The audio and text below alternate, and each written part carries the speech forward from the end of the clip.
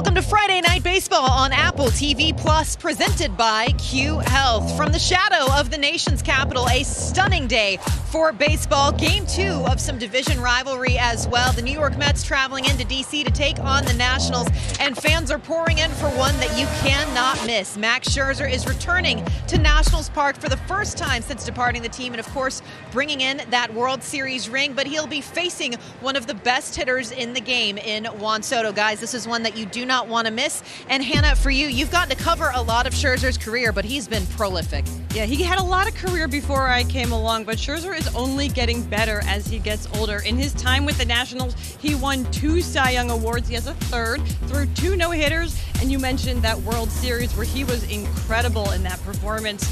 But the Nationals should be afraid, because when he goes up against a team that he has played for in the past, he is 10-0 with nearly 14 strikeouts per 9 innings.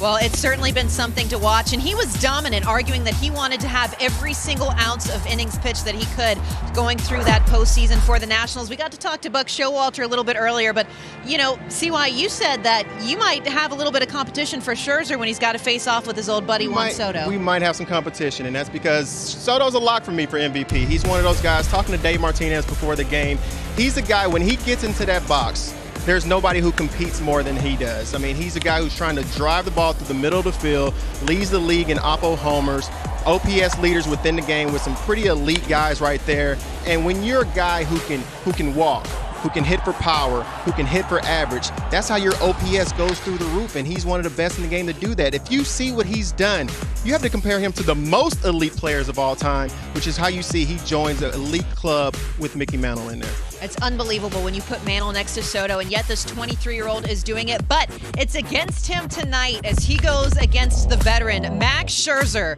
coming back to see all of those Nationals faithful and that old lineup as well. We've got more right here on Apple TV Plus.